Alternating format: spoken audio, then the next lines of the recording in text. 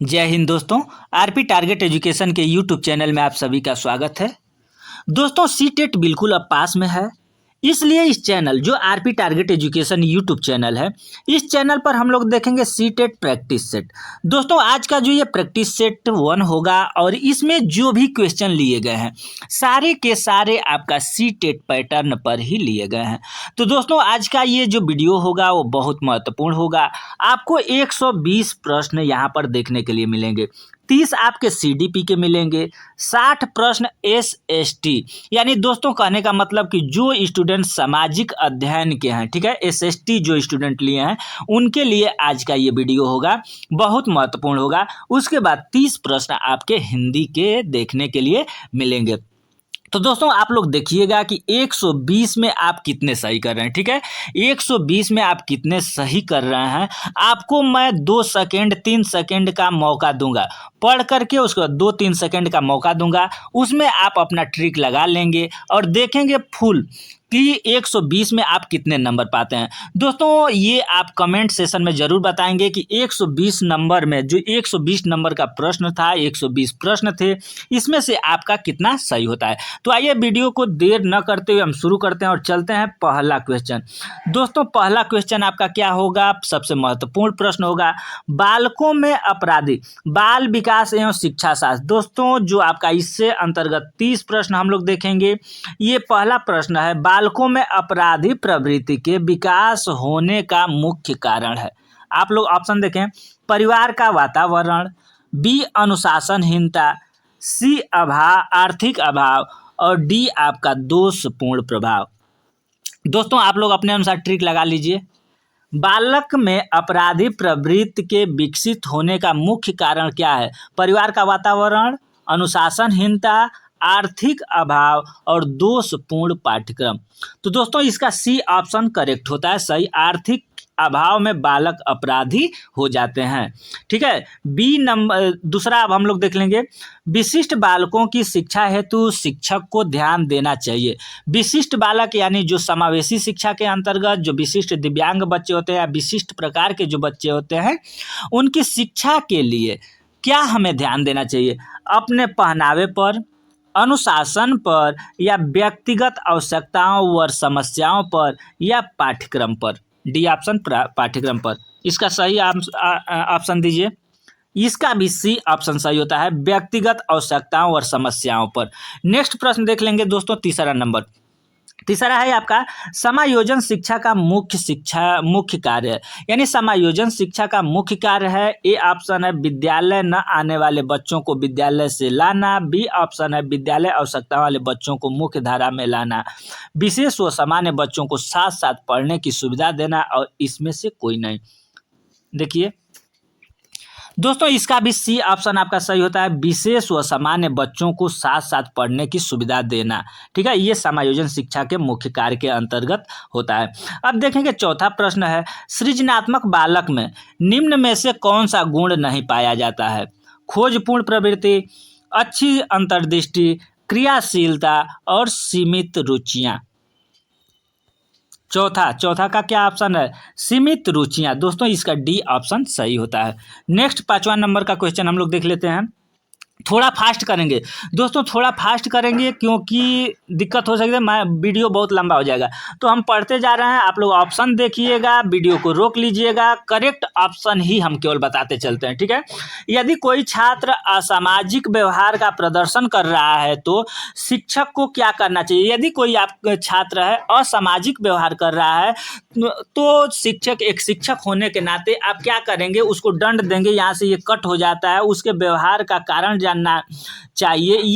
ये सही हो जाता है, बी ऑप्शन। उसके व्यवहार का, यानी वो असामाजिक व्यवहार क्यों कर रहा है उसका कारण हमें जानना चाहिए, ठीक है। बी ऑप्शन इसका सही होता है। छठा प्रश्न है, किसी भी बालक के मानसिक रूप से अस्वस्थ होने का क्या कारण है? दोस्तों परिवार का वातावरण, कक्षा कक्ष का वातावरण, पास पड़ोस का वातावरण, ये सभी। तो ये सभी दोस्तों, ये सभी कारक जो हैं बालक के अस्वस्थ होने के कारण हैं, ठीक है। डी ऑप्शन इसका करेक्ट होता है। 7वां प्रश्न देख लेते हैं दोस्तों। 7 नंबर का प्रश्न क्या कहता है? संवेग क्या है दोस्तों? संवेग आप लोग देखे होंगे, प्यार व स्नेह, क्रोध व भय, उत्तेजित या भाव में परिवर्तन, उपयुक्त में से कोई नहीं। बताइए संवेग क्या है दोस्तों? संवेग उत्तेजना व भाव में परिवर्तन, सी ऑप्शन इसका सही होता है। 8वां प्रश्न देखेंगे, सीखने की प्रक्रिया का प्रथम सोपान क्या है? यानी बच्चे कैसे सीखते हैं? पहले बच्चों में क्या होता है सीखने के लिए? क्या वो पाठ्य पुस्तक पठन से सीखते हैं, या रुचि उनमें होती है इसलिए सीखते हैं, या अनुभव से सीखते हैं, या जिज्ञासा से? तो दोस्तों बच्चे अनुभव द्वारा सीखते हैं, क्योंकि वो परिवार में, समाज में उनको अनुभव प्राप्त होता है और उसी अनुभव के द्वारा बच्चे सीखते हैं। 9th नंबर का क्वेश्चन दोस्तों देख लेंगे, निम्नलिखित में से कौन सी संस्था सामाजिक परंपराओं के हस्तांतरण में सबसे अधिक योगदान करती है? बताइए। परिवार है, पड़ोस है, विद्यालय है, इनमें से कोई नहीं। तो दोस्तों परिवार इसमें करेक्ट ऑप्शन होता है। नेक्स्ट 10वां प्रश्न आप लोग देख लेंगे, पियाजे के अनुसार मूर्त संक्रियात्मक का स्तर किस अवधि में घटित होती है? दोस्तों जो जीन पियाजे हैं इससे संबंधित आपको प्रश्न देखने के लिए जरूर मिल जाएंगे। जीन पियाजे, वाइगोस्की और ठीक है,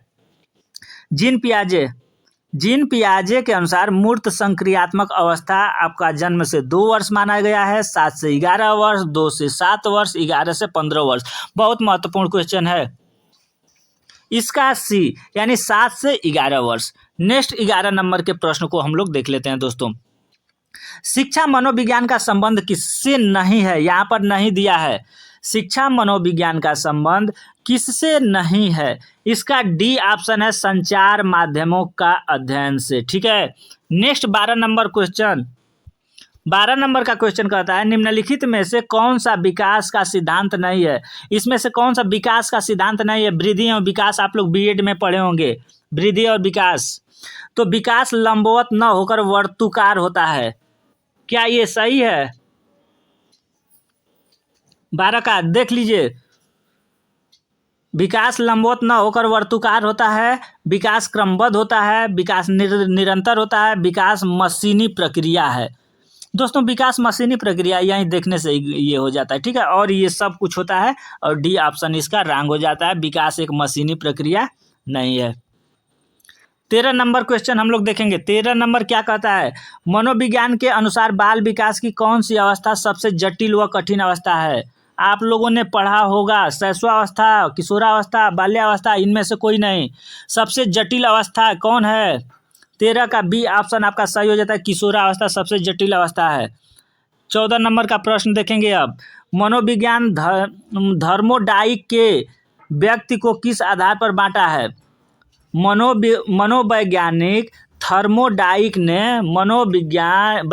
थर्मोडाइक ने व्यक्ति को किस आधार पर बांटा है?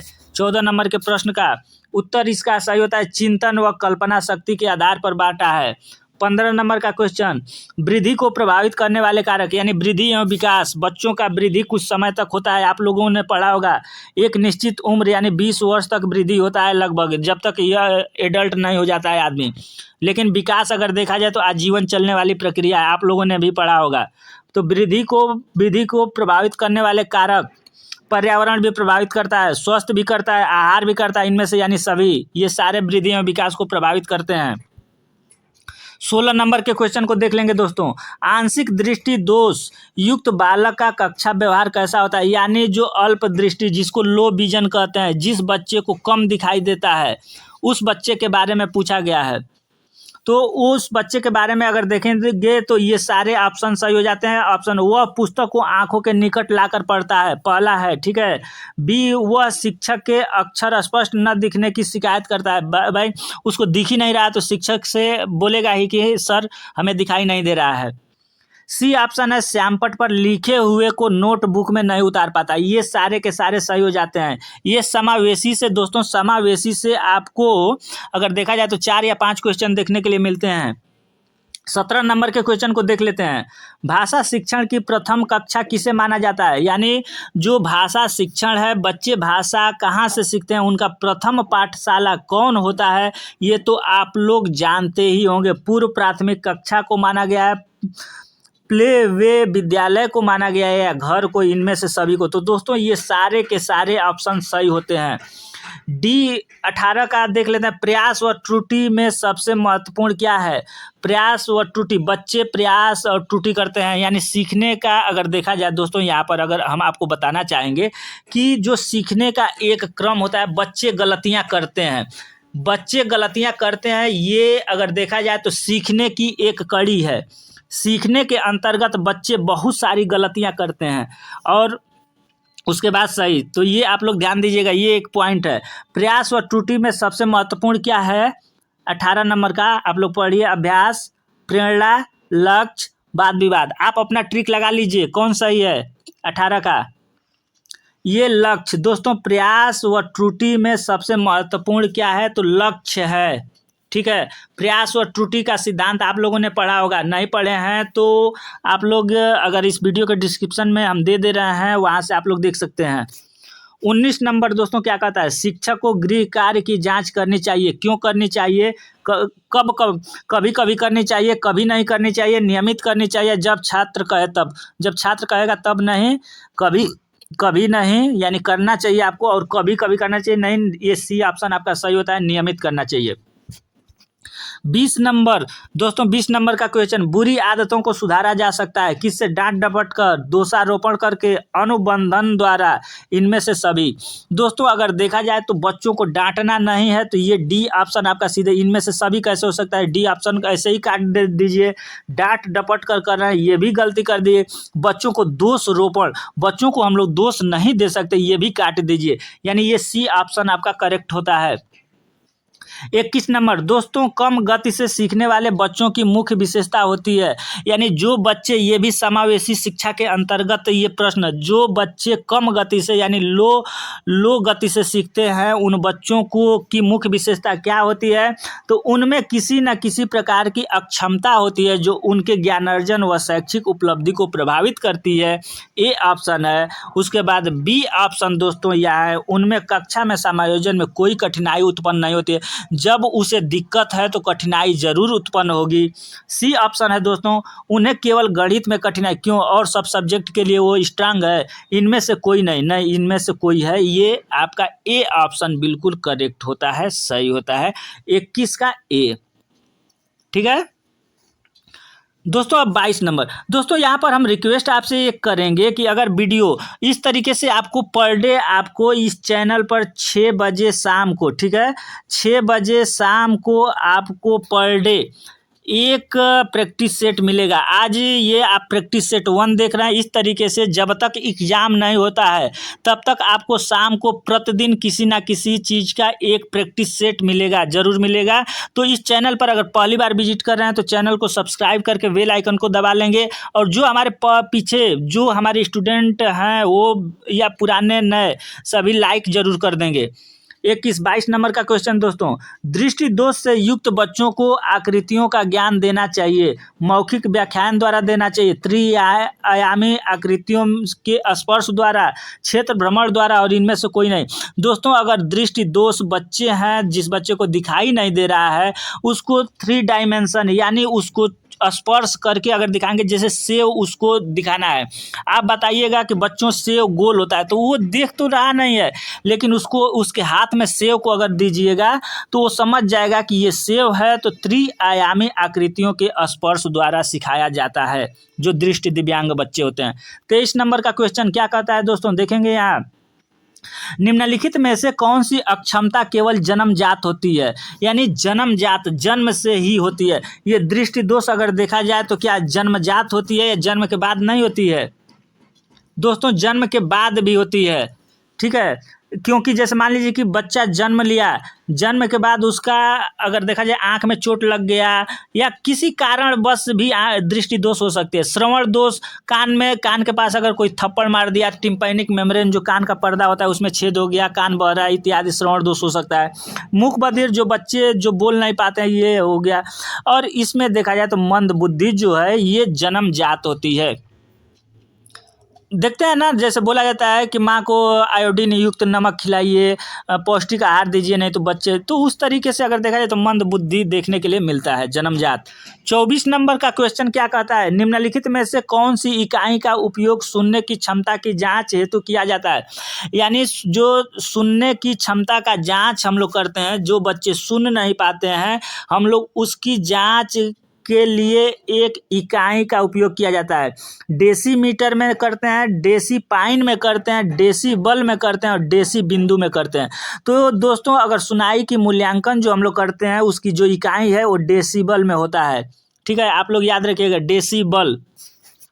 25 नंबर का क्वेश्चन, किस प्रकार के बच्चों की शिक्षा हेतु सांकेतिक भाषा का प्रयोग किया जाता है।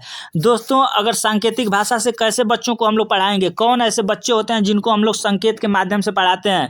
तो जो बच्चे मूक बधिर होते हैं, जो बच्चे सुन बोल नहीं पाते हैं, उनको संकेत के माध्यम से, जैसे मान लीजिए कि गूंगा बहरा बच्चा है, अगर मान लीजिए कि गूंगा बहरा है, वो बोल नहीं पा रहा है, सुन नहीं पा रहा है, तो उसको संकेत के माध्यम से ही ये मम्मी है, पापा है इत्यादि का संकेत करके ही हम लोग बताएंगे। ठीक है। 26 नंबर, निम्नलिखित में से कौन सा वाद विवाद को अपना ज्ञान स्वयं निर्माण करने का अवसर प्रदान करता है। दोस्तों 26 नंबर के क्वेश्चन को आप लोग देखें, 26 का ये रचनावाद। ठीक है। 27 नंबर के क्वेश्चन को हम लोग देख लेते हैं, क्या कहता है 27 नंबर,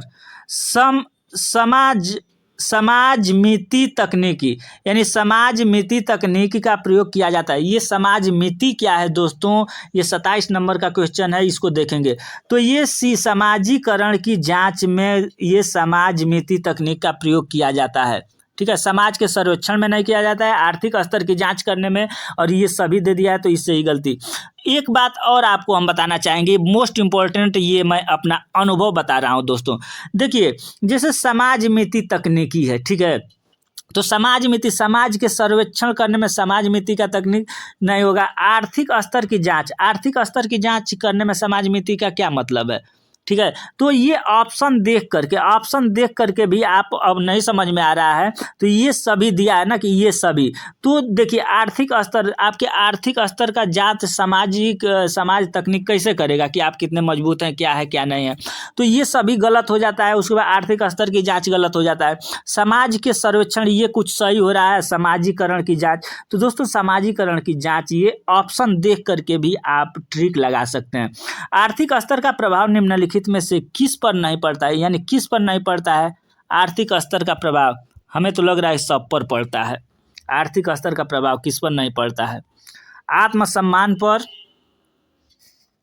दूसरा है सीखने की क्षमता पर, उच्च संस्थान में प्रवेश पर, जीवन यापन पर। देखा जाए तो किस पर नहीं पड़ता है आर्थिक स्तर का प्रभाव, तो सीखने की क्षमता, अगर आप सीख रहे हैं, किसी चीज़ को सीख रहे हैं, तो उसमें आर्थिक से क्या मतलब, आत्मसम्मान, अगर आप धनी हैं तो आत्मसम्मान आपका अच्छा रहेगा, लोग कहेंगे कि बहुत गाड़ी से चलता है, ये करता है वो करता है, तो आत्मसम्मान है उसमें। उस संस्थान में प्रवेश अगर आपको लेना है तो पैसा रहेगा तब ले सकते हैं। जीवन यापन आप अच्छी तरीके से कर सकते हैं जब आपके पास आर्थिक रूप से मजबूत रहेंगे। लेकिन आपको सीखने के लिए अगर कोई क्लास में आप बैठे रहें तो वहाँ पैसा ज़्यादा दे करके ज़्यादा नहीं सीख सकते हैं, ये आपका सीखने की क्षमता पर। नेक्स्ट आपका 29 नंबर का जो प्रश्न है दोस्तों, एक प्रभावी शिक्षण के लिए आवश्यक है, यानी एक अच्छे शिक्षक के लिए क्या आवश्यक है, वह उच्च जाति से संबंधित हो, क्या नीच जाति से रहेगा तो नहीं कर पाएगा, उसका उच्च सामाजिक आर्थिक स्तर हो। ठीक है, ये कुछ सही लग रहा है अगर देखा जाए तो। उसका वह संप्रेषण में निपुण हो, वह कठोर हो और वह उच्च जाति से हो, ये तो बिल्कुल खत्म हो जाता है। और उसका उच्च सामाजिक आर्थिक स्तर हो। दोस्तों अगर टीचर का उच्च सामाजिक और आर्थिक वो धनवान रहेगा और समाज में सही रहेगा तभी वो प्रभावी शिक्षक बन सकता है, नहीं, ये सी ऑप्शन आपका बिल्कुल करेक्ट होता है, वह संप्रेषण में निपुण हो ताकि बच्चों को अच्छी तरीके से शिक्षा दे सके। और ये आपका CDP का लास्ट क्वेश्चन है, निम्नलिखित में से कौन सी सृजनात्मक की विशेषता नहीं है। दोस्तों सृजन का मतलब क्या होता है, सृजनात्मक, तो इसमें देखेंगे सृजनात्मक से संबंधित क्या होता है, नहीं है, तो इसमें आपका 30वां आपका अपरिवर्तनशील, ये आपका मौलिकता सृजनात्मक है। उत्पादकता यानी बच्चे उत्पादन कोई करते हैं, ये भी सृजनात्मक है।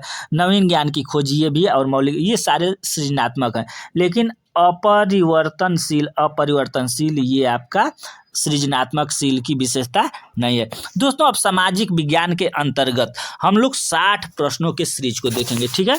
ये 60 प्रश्न सामाजिक अध्ययन के हैं। तो दोस्तों आपको 30 ये प्रश्न कैसे लगे, कम से कम अभी तक लाइक अगर नहीं किए हैं, वीडियो आपको अच्छा लगा हो तो लाइक कर दें और अपने दोस्तों के पास शेयर कर दें और उन्हें बता दें कि 6 बजे शाम को इस चैनल पर प्रतिदिन एक प्रैक्टिस सेट आपको उपलब्ध किया जाता है। तो आप चैनल सब्सक्राइब करके बेल आइकन को दबा लेंगे ताकि आपको प्रतिदिन जो प्रैक्टिस सेट मिलेगा वो मिलता रहे, बिल्कुल फ्री निःशुल्क। आइए 31 नंबर, चीन और भारत के मध्य की रेखा का नाम है। अब हम लोग सामाजिक अध्ययन देख रहे हैं दोस्तों। सामाजिक अध्ययन वाले स्टूडेंट बहुत बढ़िया से ध्यान देंगे क्योंकि ये 60 प्रश्नों का सीरीज होगा, 60 नंबर आएगा इसमें, 60 नंबर के 60 प्रश्न आएंगे। तो चीन और भारत के मध्य की रेखा का क्या नाम है? डुरंड रेखा, मैकमोहन रेखा, रेड क्लीन रेखा और इनमें से कोई नहीं। दोस्तों हम प्रश्नों के केवल उत्तर ही बताते हुए चलेंगे, नहीं तो बहुत लंबा वीडियो हो जाएगा। 31 नंबर का ये बी हो गया आपका, मैकमोहन रेखा, यानी चीन और भारत के मध्य की जो रेखा है वो मैकमोहन रेखा के नाम से प्रचलित है। 32 नंबर, भारतीय संविधान का कौन सा अनुच्छेद प्रारंभिक शिक्षा को प्रत्येक बच्चे को मौलिक अधिकार बताता है? ठीक है, यानी अगर देखा जाए ये 32 का, तो ये 32 का सी है, अनुच्छेद 45। 33 नंबर के प्रश्न को हम लोग देख लेते हैं। 33 क्या कहता है? प्रगतिशील शिक्षा पद्धति होती है, यानी प्रगतिशील शिक्षा पद्धति क्या होती है? तो दोस्तों इसका पाठ्यक्रम केंद्रित होना चाहिए। देखिए यहाँ पर आप हो सकता है कि आप बाल केंद्रित सोचेंगे कि जो शिक्षा की पद्धति होती है वो बाल केंद्रित होती है, ठीक है, लेकिन अगर देखा जाए तो प्रगतिशील शिक्षा पद्धति होती है। प्रगतिशील शिक्षा पद्धति यानी जो शिक्षा में प्रगति कर रही है वो पाठ्यक्रम केंद्रित होती है। पाठ्यक्रम केंद्रित शिक्षा अपना पद्धति को अपनाते हैं और बच्चों के केंद्रित मान करके उसको हम लोग पढ़ाते हैं। बाल केंद्रित हमें सिलेबस तैयार किया जाता है, बाल केंद्रित, ठीक है। तो यहाँ थोड़ा सा देखिएगा, आप ध्यान दीजिएगा, प्रगतिशील शिक्षा पद्धति होती है तो पाठ्यक्रम केंद्रित। अब 34 नंबर, शिक्षा को संविधान के किस संशोधन द्वारा समवर्ती सूची में डाला गया है? आप बता सकते हैं, बताइए। सी आपका 42वें संविधान संशोधन द्वारा। 35 नंबर क्वेश्चन दोस्तों, 35 नंबर के क्वेश्चन को, बोल्शेविक क्रांति के नायक थे। बोल्शेविक क्रांति के नायक थे, कौन थे? 35 नंबर के क्वेश्चन का जवाब दीजिए, बी लेनिन। 36 नंबर का क्वेश्चन, मांग और पूर्ति का संप्रत्यय संबंधित है। मांग और पूर्ति का संप्रत्यय संबंधित है। 36 नंबर क्वेश्चन, राजनीति शास्त्र से, अर्थशास्त्र से, इतिहास से और समाजशास्त्र से? दोस्तों अर्थशास्त्र से, क्योंकि मांग, कितनी मांग हो रही है, कितनी पूर्ति हो रही है, आर्थिक संबंधित है। 37, उज्जैन नगरी बसी है। उज्जैन नगरी कहाँ बसी है दोस्तों? 37 नंबर, ये आपका शिप्रा के किनारे। 38 नंबर क्वेश्चन, निम्नलिखित में से कौन सा दलहन फसल नहीं है? यानी दाल कौन सा नहीं? चना दाल है, मूंग दाल है, मखाना नहीं है, अरहर दाल है। ये दाल है यानी दलहन फसल हो गया सब। सी आपका मखाना दलहन फसल नहीं है। 39 नंबर दोस्तों, अजंता की गुफा स्थित है। अजंता की गुफा कहाँ स्थित है? ये आपका महाराष्ट्र में है। 40 नंबर, भारतीय अर्थव्यवस्था के उदारीकरण की प्रक्रिया प्रारंभ करने का श्रेय दिया जाता है पी.बी. नरसिम्हा राव को। 41 नंबर का क्वेश्चन, मराठा शासक शिवाजी का जन्म हुआ था। 41 नंबर क्वेश्चन, पढ़िए ऑप्शन। 1627 ईस्वी में। 42, सामाजिक अध्ययन का अर्थ है परिवार का अध्ययन, पर्यावरण का अध्ययन, समाज का अध्ययन, इनमें से कोई नहीं दोस्तों, समाज का अध्ययन। 43 नंबर क्वेश्चन, सामाजिक विज्ञान का अध्यापक निर्माता है।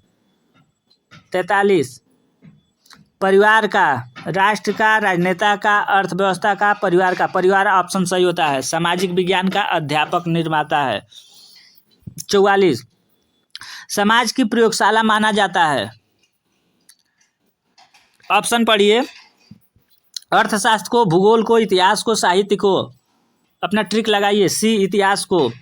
45, अध्यापक को कक्षा शिक्षण का प्रारंभ करना चाहिए। यानी अध्यापक को कक्षा शिक्षण का प्रारंभ कब करना चाहिए? छात्रों का हालचाल पूछकर, या पूर्व ज्ञान से संबंधित प्रश्न पूछकर, या नए पाठ की घोषणा कर, या नए पाठ के विषय वस्तु से प्रश्न पूछकर। दोस्तों आप लोगों ने पढ़ा है कि पूर्व ज्ञान के आधार पर बच्चों से हम लोग प्रस्तावना प्रश्न निकलवाते हैं। ये आप लोग देखे होंगे, पढ़े होंगे, तो ये आपका बी ऑप्शन करेक्ट होता है। 46 नंबर, सामाजिक विज्ञान के अध्यापन में ग्लोब का उपयोग आवश्यक है। दिन रात का प्रत्यय समझाने के लिए, पृथ्वी का आकार बताने हेतु, स्थल जल का अनुपात बताने हेतु, उपयुक्त सभी। तो दोस्तों ये उपयुक्त सभी होगा, क्योंकि दिन रात कैसे होता है ये भी बताने में सहायक है, ग्लोब पृथ्वी का आकार बताने में, और स्थल जल। देखिए एक चीज़ यहाँ पर और हम बताना चाहते हैं दोस्तों, जो उपयुक्त सभी आएगा ना, लगभग ये अक्सर करके 99% हमें यहाँ तक पूर्ण विश्वास होता है कि ये सही होता है। यानी जो ऊपर तीनों दिए होते हैं ये उपयुक्त सभी आएगा, तो उपयुक्त सभी ही अक्सर, अगर नहीं आता है आपको तो उपरयुक्त सभी ही लगाएंगे आप लोग। 47 नंबर का क्वेश्चन, निम्नलिखित में से कौन सा सही युग्म नहीं है? बॉक्साइट, एल्युमिनियम, अभ्रक विद्युत, कोयला और पेयजल, बलुआ पत्थर और भवन निर्माण। इसमें से बताइए। तो दोस्तों कोयला और पेयजल ये आपका युग्म सही नहीं है। निम्नलिखित में से कौन सा वर्णन का रूप नहीं है, यानी कि किसको वर्णन नहीं किया जाता है? वर्षा, ओस, हिमपात आदि। वर्षण का रूप, सॉरी ये वर्णन नहीं, वर्षण का रूप है, यानी वो बारिश का रूप नहीं है। तो वर्षा तो बारिश ही है, ओस जो होता है वो भी पानी से हिमपात यानी बर्फ बरदा, ये आंधी आपका नहीं है, यानी वर्षण से संबंधित, वर्षा से संबंधित, पानी से संबंधित। 49 नंबर का प्रश्न देखिए, पृथ्वी पर सबसे अधिक जल पाया जाता है। पृथ्वी पर सबसे अधिक जल पाया जाता है कहाँ? महासागर में। 50 नंबर, निम्नलिखित में से कौन भारतीय संविधान की विशेषता है? यानी भारतीय संविधान की विशेषता कौन है? यह सबसे विशाल है, इसमें अनेक देश संविधान से प्रावधानों को लिया गया है। सही बात है। यह लचीला है, उपयुक्त सभी, यानी उपयुक्त सभी है ये। 50 का डी। 51, भारतीय सेना के तीनों अंगों का प्रमुख होता है। राष्ट्रपति, यानी जो भारतीय सेना है, भारतीय सेना के तीनों अंगों का प्रमुख कौन होता है? तो ये राष्ट्रपति होता है। 52 नंबर, भारत का एकमात्र क्रियाशील ज्वालामुखी है। इसके बारे में आप लोग देख लीजिए, अपना ट्रिक लगाइए आप लोग। भारत का एकमात्र क्रियाशील ज्वालामुखी है मेघालय में, लक्षद्वीप में, अंडमान निकोबार द्वीप समूह में, गोवा में। एकमात्र क्रियाशील, यानी जो क्रियाशील ज्वालामुखी है अभी भी। 12 सी, अंडमान निकोबार द्वीप समूह में। 53, प्रजातंत्र को जनता का जनता के लिए जनता के द्वारा शासन किसने कहा? यानी प्रजातंत्र को जनता का जनता के लिए जनता के द्वारा शासन किसने कहा? ये देखिए बहुत महत्वपूर्ण लाइन है, जनता का जनता के लिए जनता के द्वारा शासन किसने कहा है? 53, इसका अब्राहम लिंकन ने। 54 नंबर, सेलुलर जेल को किस नाम से जाना जाता है? दोस्तों सेलुलर जेल को किस नाम से जाना जाता है, इसके बारे में आप लोग बताइए। 54 नंबर का क्वेश्चन, इसका भी काला पानी के नाम से जाना जाता है सेलुलर जेल को। 55 नंबर, किस जानवर को रेगिस्तान का जहाज कहा जाता है? आप लोग ये तो प्रश्न बचपन से ही पढ़ते हुए आ रहे हैं, ऊंट को। नेक्स्ट क्वेश्चन देखेंगे दोस्तों, 56 नंबर का क्वेश्चन, सती प्रथा को समाप्त करने में किनकी महत्वपूर्ण भूमिका थी? यानी सती प्रथा को किसने समाप्त किया? उसमें जैसे मान लीजिए कि बहुत लोग किए होंगे मिल करके, लेकिन महत्वपूर्ण भूमिका किनकी थी? केशव चंद्र सेन की थी, राजा राम मोहन राय की, या डी के कर्वे की, या ईश्वर चंद्र विद्यासागर की? आप अपना ट्रिक लगाइए। लास्ट में कमेंट सेशन में जरूर आप लोग बताएंगे कि आपका कितना सही हुआ है। 56 का बी, यानी ये राजा राम मोहन राय की, ठीक है, यानी राजा राम मोहन राय की सती प्रथा को समाप्त करने में महत्वपूर्ण भूमिका थी। 57 नंबर, दोस्तों देखिए अगर इसमें आप क्लियर नहीं कर पा रहे हैं तो इसके लास्ट में हम आपको नीचे जो अभी PDF समाप्त हो रहा है तो इन सारे प्रश्नों के उत्तर हम दे देंगे आपको, ठीक है, आप वहाँ से भी प्रश्न को मिला सकते हैं। इसका अगर आपको PDF चाहिए दोस्तों, इसका अगर PDF चाहिए जो आप सामने देख रहे हैं तो हमारे टेलीग्राम चैनल, उसमें आप टेलीग्राम पर जा कर के आरपी टारगेट एजुकेशन जब लिखेंगे, ठीक है, आरपी टारगेट एजुकेशन ये जो चैनल का नाम दिया गया है, ये टेलीग्राम पर करेंगे तो इस चैनल का लोगो वहाँ दिखाई देगा, उसको आप उस चैनल से जुड़ जाएंगे तो उस चैनल पर आपको इसका PDF मिल जाएगा, यानी सारे प्रश्न और सारे प्रश्नों के उत्तर वहाँ मिल जाएंगे, ठीक है। नेक्स्ट प्रश्न देख लेते हैं दोस्तों, ये बौद्ध धर्म भारत से निकलकर किन देशों में गया? 57 नंबर का क्वेश्चन। ये आपका इनमें से सभी, यानी जापान में भी गया है, चीन में भी गया है, कोरिया में भी गया है। 58 नंबर का क्वेश्चन। भारत में परमाणु परीक्षण किया गया, यानी भारत में परमाणु परीक्षण किया गया कहाँ? श्रीहरिकोटा में, पोखरण में, चांदीपुर में या ट्राम्बे में? दोस्तों पोखरण में। 59 नंबर के क्वेश्चन को हम लोग देख लेते हैं। 59 नंबर क्वेश्चन क्या कहता है? बिस्मिल्ला खान संबंधित है, यानी बिस्मिल्ला खान किससे संबंधित हैं? बता सकते हैं? छोड़ दे रहे हैं आपको, कमेंट सेशन में बताइएगा। बिस्मिल्ला खान संबंधित थे, किससे संबंधित हैं? तबला वादन से हैं, संतूर वादन से, बांसुरी वादन से हैं या शहनाई वादन से? ठीक है, इसमें से बिस्मिल्ला खान किससे संबंधित हैं? 60 आप कमेंट सेशन, नीचे कमेंट सेशन में इसका उत्तर जरूर बताएंगे। ठीक है, बिस्मिल्ला खां किससे संबंधित हैं? चंद्रगुप्त मौर्य के गुरु थे। चंद्रगुप्त मौर्य के गुरु कौन थे दोस्तों? इसका है चाणक्य। 61 नंबर। भारत का सबसे ऊंचाई पर स्थित नागरिक हवाई अड्डा, यानी सबसे ऊंचाई पर स्थित है भारत का नागरिक हवाई अड्डा कौन है? 61 नंबर का। लेह में, शिमला, श्रीनगर और गुवाहाटी। दोस्तों लेह और लद्दाख सबसे अगर ऊंचा देखा जाए तो भारत का सबसे ऊंचाई पर स्थित नागरिक हवाई अड्डा है लेह में। 62 नंबर। सबसे कम श्रमिकों की आवश्यकता वाला उद्योग है, यानी सबसे कम श्रमिक, सबसे कम मजदूर किसमें लगते हैं? वस्त्र उद्योग में, कृषि में, इस्पात उद्योग में या रेलवे में? सबसे कम। 62 नंबर के क्वेश्चन को आप लोग बताइए। इस्पात उद्योग में। 63 नंबर। 2011 की जनगणना के अनुसार सर्वाधिक साक्षरता वाला प्रदेश है? 2011 में जनगणना हुआ था दोस्तों, उसमें अगर देखा जाए तो सब सर्वाधिक साक्षर, जिसमें सबसे ज़्यादा साक्षर हैं किस प्रदेश में है? 63 नंबर। बहुत महत्वपूर्ण है केरल, यानी केरल के अगर लोग देखा जाए तो 2011 का जो जनगणना हुआ था उसमें सबसे ज़्यादा साक्षर वाले देश के रूप में, अरे ये क्या बोलते हैं, जनगणना के अनुसार वाला प्रदेश मिला है केरल प्रदेश। सर्च इंजन क्या है? सर्च इंजन क्या है दोस्तों? इंटरनेट खोजी सर्च इंजन है। 65 नंबर का क्वेश्चन। चुनाव आयोग का मुख्यालय कहाँ है? चुनाव आयोग का मुख्यालय कहाँ है? 65 नंबर। दिल्ली में। ठीक है, मुंबई, चेन्नई, कोलकाता नहीं, दिल्ली में चुनाव आयोग का मुख्यालय है। 66 नंबर के प्रश्न को हम लोग देख लेते हैं दोस्तों। 66। आप लोग थोड़ा सा इसका क्वालिटी बढ़ा लीजिएगा। हम 720 पर दे रहे हैं, आप 250-300 पर अगर देखेंगे तो इसका क्वालिटी अच्छा लगेगा, आपको फ्रेश पढ़ने में मिलेगा। 66 नंबर दोस्तों। 66 नंबर के क्वेश्चन को देखा जाए, कौन सी संस्था बैंकों के कामकाज पर नियंत्रण रखती है? रिजर्व बैंक, सीबीआई, सरकार और इनमें से सभी? दोस्तों रिजर्व बैंक। आप लोग नोटों पर भी देखे होंगे भारतीय रिजर्व बैंक। तो कौन सी संस्था बैंकों के कामकाज पर नियंत्रण रखती है? तो रिजर्व बैंक। 67 नंबर का आंसर देखिए, निम्नलिखित में से कौन सा व्यापारिक फसल नहीं है? व्यापारिक फसल नहीं है मखाना, मक्का, जूट, कपास, यानी जिससे व्यापार नहीं किया जाता है। ये आपका मक्का। ठीक है, नेक्स्ट।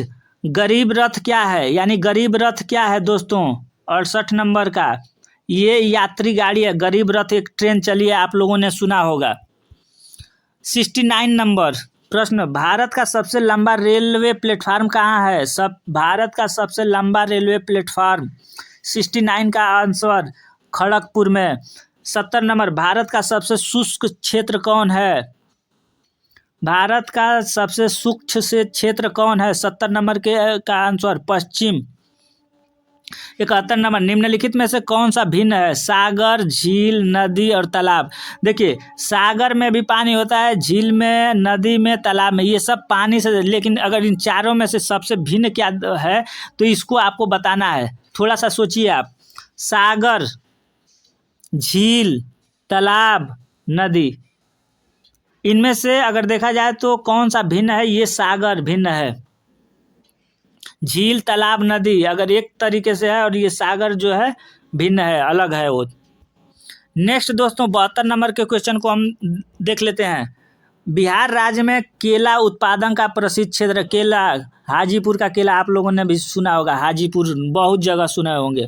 तो बिहार राज्य में केला उत्पादन का प्रसिद्ध क्षेत्र क्या है? हाजीपुर। नेक्स्ट है सोनपुर के अतिरिक्त भारत में पशु मेला कहाँ आयोजित होता है। यानी देखिए, अगर सोनपुर को देखा जाए तो सोनपुर का मेला पशुओं के लिए बहुत महत्वपूर्ण है, लेकिन उसी तरीके से सोनपुर के अतिरिक्त भारत में पशु मेला कहाँ आयोजित किया जाता है, तो दोस्तों वो स्थान है आपका पुष्कर में। कौन है? पुष्कर मेला। नेक्स्ट अब हम लोग देख लेते हैं दोस्तों इधर 74 विष्णुपद मंदिर कहाँ स्थित है। विष्णुपद मंदिर कहाँ स्थित है? 74 नंबर का आपका गया में विष्णुपद मंदिर उपस्थित है। 75 नंबर बिहार का शोक निम्नलिखित में से किसे कहा जाता है। यानी बिहार का शोक किसे कहा जाता है, तो दोस्तों बिहार का शोक आपका देखिए 75 नंबर के क्वेश्चन का है, बिहार का शोक कोसी नदी को कहा जाता है बिहार का शोक।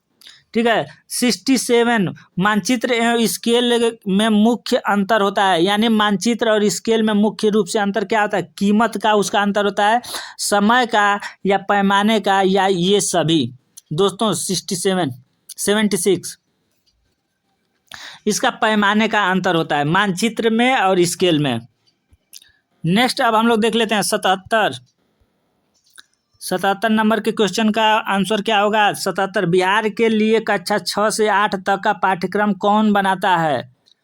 बिहार के लिए कक्षा 6 से 8 तक का पाठ्यक्रम कौन बनाता है। 77 नंबर का क्वेश्चन आपका डी SCERT बनाती है। ठीक है। संपूर्ण बिहार राज्य स्थित, देखिए NCERT अगर देखा जाए SCERT बनाती है। ठीक है। अब नेक्स्ट 78 नंबर के क्वेश्चन, संपूर्ण बिहार राज्य स्थित है कहाँ। पठारी क्षेत्र है, मैदानी क्षेत्र है, ताल क्षेत्र है, पर्वतीय क्षेत्र है। अगर देखा जाए तो ये आपका मैदानी क्षेत्र है। 79 बिहार की प्रचलित कला है। दोस्तों बिहार की प्रचलित कला क्या है। बिहार ये मधुबनी आर्ट का नाम आप लोग सुने होंगे। मधुबनी आर्ट से बिहार अपना प्रसिद्ध है। 80 नंबर बिहार का प्रसिद्ध पर्व क्या है। दोस्तों बिहार का प्रसिद्ध पर्व अगर देखा जाए तो आप लोगों ने देखा होगा कि बिहार से ही लेकर के छठ पूजा का आरंभ हुआ था। ठीक है। तो 80 नंबर का ये भी छठ पूजा। 81 नंबर सामाजिक अध्ययन से संबंधित समसामयिक विषय का ज्ञान दिया जा सकता है। 81 नंबर का प्रश्न है, ये आपका सी ऑप्शन है, दैनिक समाचार विश्लेषण द्वारा।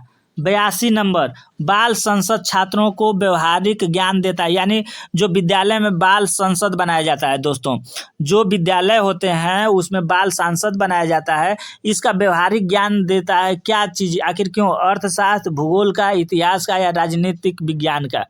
तो दोस्तों जब संसद है तो हमें तो लगता है कि इसका डी ऑप्शन सही होगा। आप खुद बताइए कि कौन सा आंसर सही होगा। जब सांसद हो गया तो राजनीति हो गया। सही है डी ऑप्शन, राजनीति। दोस्तों सामाजिक विज्ञान के किस उप विषय में विभिन्न देशों के मध्य के संबंध का अध्ययन किया जाता है। सामाजिक विज्ञान के किस उप विषय में विभिन्न देशों के मध्य के संबंध का अध्ययन किया जाता है। 83 नंबर इतिहास में। ठीक है। अर्थशास्त्र में नहीं, राजनीति और भूगोल ये सब नहीं, ये इतिहास से संबंधित ही हो जाता है। देश के मध्यकाल यानी मध्यकालीन युग इतिहास के अंतर्गत ही हम लोग पढ़ते हैं। 84 नंबर सामाजिक विज्ञान के किस उप विषय के स्रोत विधि का प्रयोग किया जाता है। सामाजिक विज्ञान के किस उप विषय में स्रोत विधि का प्रयोग किया जाता है। स्रोत विधि दोस्तों 84 राजनीति विज्ञान में। 85 नंबर समाचार पत्र कैसी शिक्षण सामग्री है। समाचार पत्र जैसे मान लीजिए कि आपके घर पेपर आता है तो क्या करते हैं, उसको सुनते हैं या देखते सुनते हैं। नहीं, सुनते भी नहीं है, देखते सुनते भी नहीं, इनमें से कोई नहीं है। ये देखते हैं और पढ़ते हैं हम लोग। तो ये ऑप्शन इसका सही हो जाता है। 86 नंबर दोस्तों 86 नंबर का प्रश्न क्या कहता है, इसको देख लेते हैं। सामाजिक अध्ययन वह क्षेत्र है जो मूलभूत मूल्यों, वांछित आदतों, स्वीकृति वृत्तियों तथा उन महत्वपूर्ण कुशलताओं के निर्माण के लिए आवश्यक है जिनको प्रभावशाली नागरिकता का आधार माना जाता है। यह कथन किसका है। तो दोस्तों यह कथन किसका है, यहाँ आप लोगों को देखना है कि यह कथन किसका है। तो ये E.B. बैचले का है, या M.P. माफत का है, या क्रो एंड क्रो का है, या जेम्स हेमिंग्स का है। बताइए 86 नंबर का क्वेश्चन। ये आपका क्वेश्चन डी आपका ऑप्शन सही होता है, जेम्स हेमिंग्स का ये। अब 87 नंबर क्या कहता है दोस्तों, राष्ट्रीय स्तर पर विद्यालय शिक्षा के पाठ्यक्रम को तैयार करता है। 87 NCERT जो है राष्ट्रीय स्तर पर विद्यालय शिक्षा के पाठ्यक्रम को तैयार करता है, NCERT। 88 नंबर के क्वेश्चन को आप लोग देख सकते हैं यहाँ पर। 88 दोस्तों, सामाजिक अध्ययन का उद्देश्य, सामाजिक विज्ञान अगर पढ़ाने का क्या उद्देश्य है, बच्चों को हम लोग सामाजिक विज्ञान क्यों पढ़ाते हैं, तो ज्ञानात्मक विकास के लिए, भावनात्मक विकास के लिए और सृजनात्मक विकास के लिए, इनमें से सभी। ऑप्शन आपका ये करेक्ट होता है, ये सभी। 89 नंबर, कौन सी शिक्षण विधि करके सीखने का अवसर प्रदान करता है, यानी करके सीखना। कहानी विधि, कहानी में हम लोग करके कुछ सीखते हैं, बताइए, आप खुद बताइए। व्याख्या विधि में हम लोग करके सीखते हैं, योजना विधि में हम करके सीखते हैं, इनमें से सभी। आप सोचिए 89 का, व्याख्यान विधि, ठीक है। कौन सी शिक्षण विधि करके सीखने का अवसर प्रदान करती है, तो ये आपका व्याख्यान विधि के अंतर्गत आता है। नेक्स्ट 90 नंबर का क्वेश्चन देख लेते हैं दोस्तों। इकाई परीक्षा का मुख्य उद्देश्य होता है, यानी इकाई परीक्षा, आप लोगों ने बीएड किया होगा, इकाई परीक्षा क्या होता है, इकाई परीक्षा और वार्षिक परीक्षा। इकाई परीक्षा का मतलब हो गया कि कोई एक आपका पेपर है, जैसे मान लीजिए प्रकरण है राजवंश या मध्यकालीन युग, और मध्यकालीन युग में से कोई एक टॉपिक उठाते हैं, वो इकाई परीक्षण हो गया। तो इकाई परीक्षण का मुख्य उद्देश्य क्या होता है दोस्तों, पता लगाना कि छात्रों ने इकाई से संबंधित सामग्री को समझा या नहीं, अगली इकाई को पढ़ाना, या छात्रों को हमेशा परीक्षा के लिए तैयार रखना, या छात्रों को अनुशासन में रखना। तो दोस्तों, छात्रों को अनुशासन में रखना, ये तो ऑप्शन गलत हो जाता है, और छात्रों को हमेशा परीक्षा के लिए तैयार करना, ये भी ऑप्शन गलत हो जाता है। और अगली इकाई को पढ़ाना अगर देखा जाए तो क्यों अगली इकाई को पढ़ाना, ये भी ऑप्शन आपका गलत होता है। पता लगाना कि छात्रों ने इकाई से संबंधित सामग्री को समझा या नहीं, हम इकाई परीक्षण इसीलिए करते हैं। अगर समझ गया है तो हम अगले टॉपिक को खुद पढ़ाएंगे, लेकिन हमें तो समझना है कि बच्चा ने को जब हम इकाई पढ़ाए, जो इकाई के बारे में बताए, जिस टॉपिक के बारे में बताया, वो बच्चा समझा या नहीं समझा। बच्चा समझ लिया, जब हमने इकाई से संबंधित मूल्यांकन किया तो बच्चा समझ गया। दोस्तों, ये आपके 60 क्वेश्चन एसएससी के समाप्त होते हैं। अब हम लोग देखेंगे हिंदी। दोस्तों, हिंदी के अंतर्गत अब हम लोग देखेंगे लगभग ये 30 क्वेश्चन, ठीक है। 30 क्वेश्चन हिंदी के अंतर्गत देखेंगे। पहला है, हिंदी भाषा में सतत और व्यापक आकलन का उद्देश्य यह जानना है कि बच्चे क्या नहीं जानते, बच्चे किस तरह की त्रुटियां करते हैं, बच्चे कैसे सीखते हैं, और बच्चों को अगली कक्षा में प्रोन्नत किया जाए अथवा नहीं। 91 नंबर का ये क्वेश्चन है हिंदी का। अब शुरू हो गया सीरीज, और ये पहला क्वेश्चन आपका है दोस्तों। इसमें कौन सा सही, बच्चे किस तरह की त्रुटियां करते हैं, ये आपका हिंदी भाषा में सतत और व्यापक आकलन का उद्देश्य यह जानना है कि, ठीक है, बच्चे किस तरह की त्रुटियां करते हैं, ठीक है। नेक्स्ट है आपका 92 नंबर का क्वेश्चन दोस्तों, इसको भी हम लोग देख लेते हैं। बच्चों में भाषा सीखने की जन्मजात योग्यता होती है, यह कथन, यह विचार कौन दिया है, यानी जन्मजात, बच्चों में भाषा सीखने की जन्मजात योग्यता होती है, ये किसने कहा है, पावलोव का कहना है दोस्तों। पावलोव महोदय ने कहा है कि बच्चों में भाषा सीखने की जन्मजात योग्यता होती है, यह विचार पावलोव का है, ठीक है। 93 नंबर के क्वेश्चन को देख लेते हैं। एक भाषा शिक्षक के रूप में आपका क्या दायित्व है, एक भाषा शिक्षक के रूप में आपका क्या दायित्व है, इसके बारे में आपको बताना है। दोस्तों, यहाँ पर देख लीजिए, एक भाषा शिक्षक के रूप में आपका क्या दायित्व है, तो ये 93 नंबर का क्वेश्चन है, और इसका अगर आप ऑप्शन देखेंगे तो उपयुक्त सभी हो जाता है। बच्चों को भाषा सीखने का समृद्ध वातावरण उपलब्ध कराना।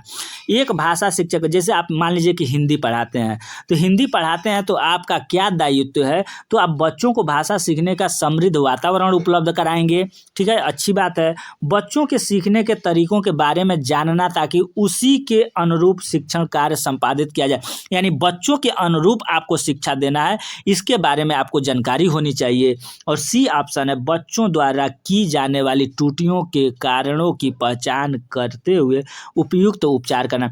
दोस्तों अगर जैसे मान लीजिए आप पढ़ना नहीं चाहते हैं, तो अगर 2 ऑप्शन आपको दिखाई दे रहा है, उपयुक्त सभी लिखा हुआ है और 2 ऑप्शन आपको सही दिखाई दिया, तो तीसरा आप बिना पढ़े हुए भी ट्रिक मार सकते हैं, लेकिन एक नज़र अगर पढ़ लेंगे तो और अच्छा हो जाएगा। 94 नंबर का क्वेश्चन क्या कहता है, बच्चे अपने समाज संस्कृति परिवेश से अर्थ ग्रहण करते हैं, यह कथन विचार किसका है। बच्चे अपने समाज के बारे में दोस्तों कौन बोला है, इसके बारे में आप लोग बताइए। तो समाज के बारे में चॉम्स्की महोदय ने समाज के बारे में समाज और संस्कृति परिवेश से ग्रहण करते हैं, ये चॉम्स्की महोदय बोले हैं। और प्रिंट यानी मुद्रित अथवा लिखित भाषित परिवेश के बारे में अगर देखा जाए तो क्या होता है, प्रिंट क्या होता है, प्रिंट कोई चीज़ प्रिंट किया हुआ या लिखा हुआ या भाषा सीखने में सहायक नहीं है, भाषा सीखने में सहायक है, समय और ऊर्जा की बचत है, बच्चों का मनोरंजन करता है। 95 दोस्तों ये आपका बी ऑप्शन भाषा सीखने में सहायक है, ये प्रिंट मीडिया वाला, ठीक है। अब देखिए इसी के अंतर्गत दोस्तों ये 95 नंबर का क्वेश्चन, ये आप देखेंगे पैराग्राफ, तो इसमें कैसे ये लगाया जाता है।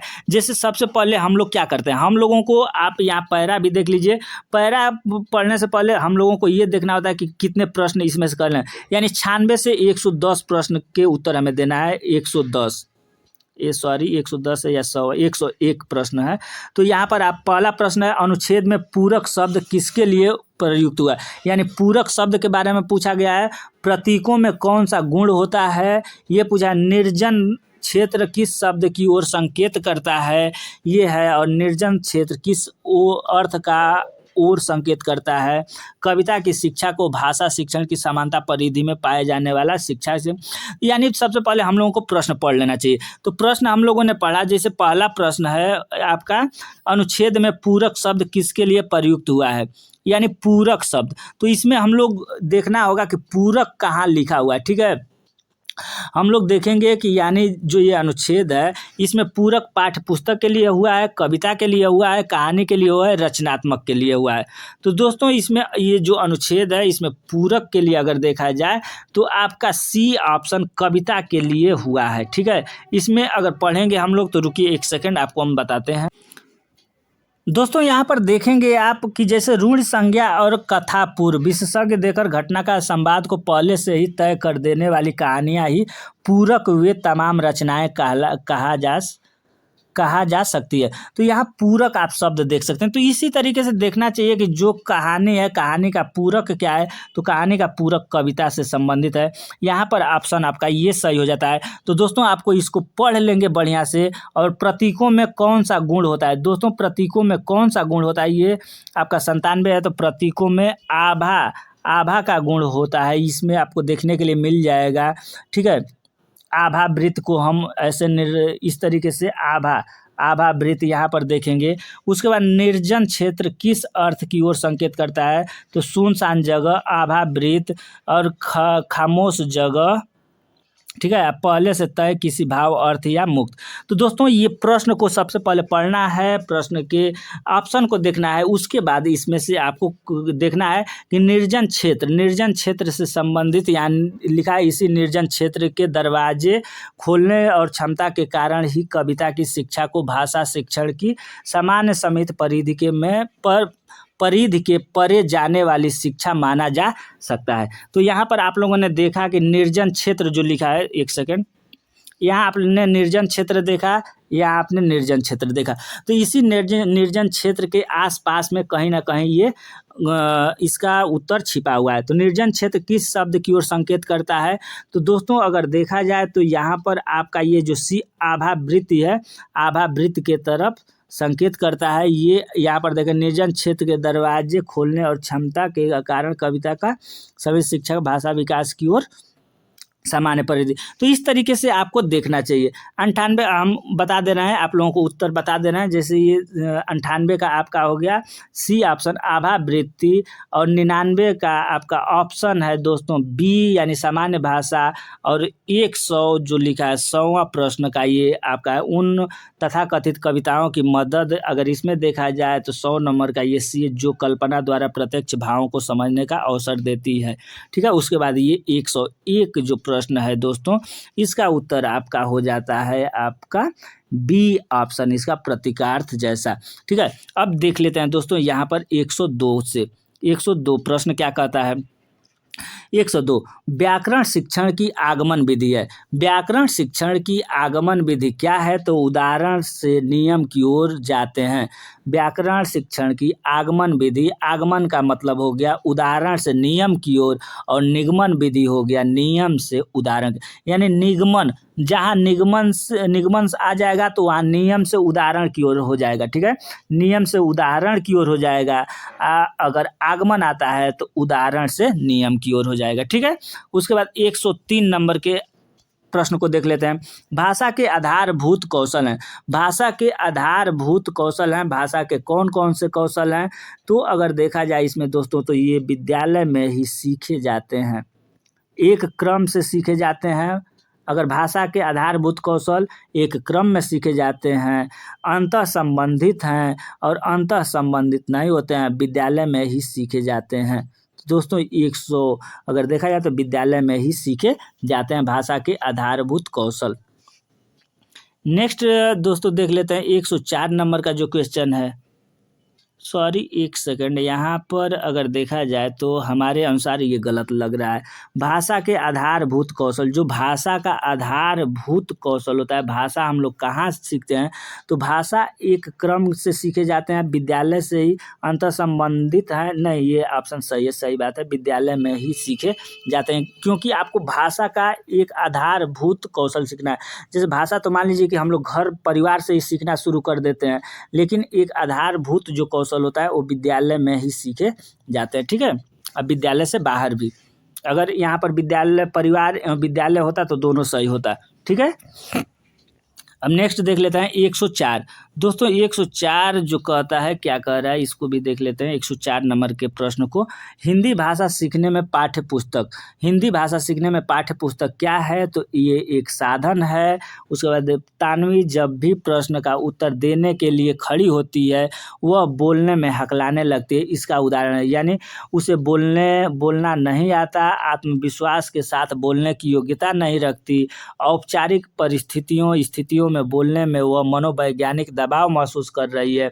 और डी है आपका बी और सी दोनों, यानी ये बी और सी दोनों। तो 105 का दोस्तों आपका ये सी ऑप्शन बिल्कुल करेक्ट होता है। वो औपचारिक स्थितियों में बोलने में वह मनोवैज्ञानिक दबाव महसूस करती है। अब 106 नंबर का प्रश्न जो है इसको देख लेते हैं। सुहैल की मातृभाषा भोजपुरी है, वह हिंदी वाक्य लिखते समय अक्सर ने का सही प्रयोग नहीं करता, उसका संभावित कारण क्या होता है। सुहेल हिंदी भाषा नहीं जानता, वह लापरवाह है, वह ध्यान से नहीं लिखता, वह उसकी मातृभाषा का प्रभाव है जहां बोलते समय अक्सर आवश्यक स्थितियों में ने का प्रयोग नहीं किया जाता है। तो ये डी ऑप्शन आपका सही होता है। 107 का द्रौपदी का पर्याय नहीं है, द्रौपदी यानी द्रौपदी का पर्यायवाची शब्द अगर देखा जाए तो नहीं है। तो दोस्तों 107 नंबर का डी आपका ये ऑप्शन सही होता है, रमणीय। सही शब्द है, यानी सही शब्द ईर्षा, और ईर्ष्या। इसमें से अगर सही शब्द देखा जाए तो ईर्ष्या कौन शब्द सही है, तो इसमें आपका ये ईर्ष्या सही है। कष्ट का अर्थ है खेद, दुख, शारीरिक असुविधा और शोक। तो दोस्तों कष्ट जब किसी को होता है तो उस समय शारीरिक असुविधा होता है, खेद होता है, दुख होता है, ये सारे हैं, ठीक है, लेकिन शारीरिक असुविधा के कारण हमें कष्ट होता है। दो पहाड़ों के बीच खाली स्थान को क्या कहते हैं, ये पेपर में आया हुआ है, यूपी टेट के पेपर में एक बार देखा गया था इस तरीके के प्रश्न को। तो दो पहाड़ों के बीच खाली स्थान को क्या कहते हैं, तो ये आपका घाटी कहते हैं। 111 नंबर के क्वेश्चन को निम्नलिखित में से कौन सा सही है? वह टका-सा उत्तर देता है, वह टका-सा प्रश्न करता है, वह टका-सा जवाब देता है, इसमें से कोई नहीं। तो दोस्तों 111 का सी ऑप्शन वह टका-सा जवाब देता है, ये ऑप्शन आपका सही होता है। अब 112 नंबर के क्वेश्चन को हम लोग देख लेते हैं। 112 नंबर का क्वेश्चन क्या कहता है? आवरण में कौन सा उपसर्ग लगाकर नया शब्द बनाया जा सकता है? दोस्तों उपसर्ग और प्रत्यय, जो उपसर्ग ये देख रहे हैं ना, तो ये आगे लगता है। उप का मतलब आगे, तो आवरण में उपसर्ग लगाकर नया शब्द आवरण, नी आवरण, उपसर्ग लगाना है तो उपसर्ग लगाना है तो आवरण के हमें आगे लगाना होगा, ठीक है। आवरण के हमें क्या करना होगा? हमें यही कोई शब्द लगाना है यहाँ पर। तो ये नी आवरण, नीवा आवरण और पर्यावरण और पर्यावरण। तो दोस्तों ये परि या पर्य लगेगा, तो इसमें से आप खुद थोड़ा सा सोचिए कौन लगेगा। आप लोग सोच लीजिए, उसके बाद हम बता दे रहे हैं तुरंत। ये परि जब हम लगा देंगे, परिधन आवरण बराबर क्या होता है दोस्तों? तो ये पर्यावरण हो जाता है। और पीछे जो, जैसे मान लीजिए कि ये तो उपसर्ग आप लोगों ने देख लिया, उपसर्ग आगे लगता है और जो प्रत्यय होता है वो प्रत्यय पीछे लगता है। कठिनाई, दोस्तों कठिनाई में कौन सा ये होगा? देखिए कठिनाई, ठीक है। कठिनाई में कौन सा उपसर्ग प्रत्यय लगा है, आप लोग बताइएगा। कठिनाई में कौन सा प्रत्यय, यानी पीछे, ये पीछे प्रत्यय बराबर पीछे, यानी कठिनाई में कौन सा प्रत्यय लगा है? कमेंट सेशन में आप लोग जरूर बताएंगे, ठीक है। 113 नंबर, 113 नंबर कहता है कि कल्पना शिक्षा में ईक प्रत्यय का प्रयोग करने से शब्द बनते हैं। प्रत्यय, अभी प्रत्यय हम आप लोगों से पूछा है कि प्रत्यय पीछे लगता है, तो कल्पना में ईक प्रत्यय लगा देंगे तो क्या हो जाएगा? काल्पनिक हो जाएगा, शिक्षिक, काल्पनिक और शिक्षित, यानी कल्पना और शिक्षा दोनों में ईक प्रत्यय लगाना है। ईक प्रत्यय, यानी कल्पना में काल्पनिक हो जाएगा और शिक्षा में ईक लगाते हैं तो शिक्षिक हो जाएगा कि का काल्पनिक शैक्षिक, काल्पनिक शिक्षक और काल्पनिक शैक्षिक, इसमें से कौन सा शब्द होता है? यानी कल्पना में ईक लगाना है और शिक्षा में ईक लगाना है। 113, इसका आपका डी ऑप्शन काल्पनिक और शैक्षिक, ये ऑप्शन आपका करेक्ट हो जाए। यानी शिक्षा में अगर देखा जाए दोस्तों, तो शिक्षा में अगर ईक प्रत्यय लगाते हैं तो वो हो जाएगा आपका शैक्षिक हो जाएगा, और कल्पना में आपका, कल्पना में अगर ईक प्रत्यय लगाते हैं तो वो आपका काल्पनिक हो जाएगा। अब नेक्स्ट है 114 नंबर प्रश्न, अष्टाध्यायी समास है। दोस्तों अष्टाध्यायी समाज क्या है? तो ये आपका द्विग समाज है। क्यों द्विग समाज है? इसमें द्विग में गिनती का पद आता है, ठीक है। द्वंद्व जो होता है माता पिता, यानी माता और पिता हो जाएगा। द्विग में आपका गिनती जरूर, अष्टाध्यायी, चौराहा, तिराहा, ये द्विग समाज में गिनती आता है। और तत्पुरुष समास में का शब्द छिपा रहता है, यानी राजा का पुत्र इत्यादि, यानी का उसमें छुपा रहता है, ठीक है। अब नेक्स्ट कर्मधारय के बारे में आप लोग एक उदाहरण कमेंट सेशन में बताएंगे, ठीक है। कर्मधारय का एक उदाहरण आप लोग कमेंट सेशन में बताएंगे कि कर्मधारय समास क्या होता है, इसका एक कोई भी उदाहरण आप बताइएगा, ठीक है। नेक्स्ट हम लोग निषेध। दोस्तों निषेध का विलोम शब्द क्या है? निषेध का विलोम शब्द, तो निषेध का विलोम शब्द आपका विधि है। और 116 नंबर, भाषा अर्जन और भाषा अधिगम में क्या अंतर है? तो दोस्तों भाषा अर्जन और भाषा अधिगम में अंतर है कि सहज एवं स्वाभाविक रूप से परिवेश के माध्यम से भाषा अर्जित की जाती है, जबकि भाषा अधिगम प्रयास पूर्ण होता है। ये ऑप्शन आपका सही होता है। 17 नंबर के प्रश्न को हम लोग देख लेते हैं दोस्तों। 17 नंबर का प्रश्न, भाषाई विविधता भारतीय कथाओं का सत्य है, भाषा की कक्षा में एक संसाधन है, बहुभाषिक बच्चों की सांस्कृतिक विकास की ओर संकेत करती है, उपयुक्त सभी। 117 का ये देखेंगे तो सी ऑप्शन करेक्ट होता है। 118 नंबर के प्रश्न को देख लेते हैं दोस्तों। मौन पठन का मुख्य उद्देश्य है। दोस्तों मौन पठन का मुख्य उद्देश्य क्या है? हम लोग बच्चों को मौन पठन क्यों कराते हैं? इसका मुख्य उद्देश्य इसका है कि गहन अर्थ का ग्रहण करना, ये आपका ऑप्शन सही होता है।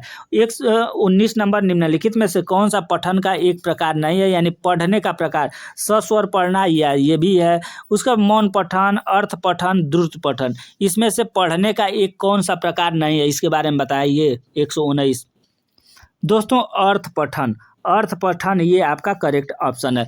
नेक्स्ट और आज के सेशन का लास्ट प्रश्न है, उच्च प्राथमिक स्तर पर भाषा शिक्षण का मुख्य उद्देश्य क्या है? तो 120 का दोस्तों अगर देखेंगे तो ये आपका 20 साहित्यिक विधाओं से परिचित और व्यवहार व्याकरणीय नियम सिखाना, ये आपका भाषा शिक्षण का मुख्य उद्देश्य है। ठीक है। तो दोस्तों आपको ये वीडियो कैसा लगा? वीडियो अगर आपको अच्छा लगा हो तो वीडियो को एक लाइक कम से कम दे देंगे और अपने दोस्तों के पास शेयर कर देंगे। और दोस्तों इसका स्क्रीनशॉट लेना है तो आप ले सकते हैं, और जितने हम प्रश्न बताए हैं उनका ये उत्तर है। अब इसके बाद कल आपको मिलते हैं नए एक प्रैक्टिस सेट के साथ, तब तक के लिए धन्यवाद।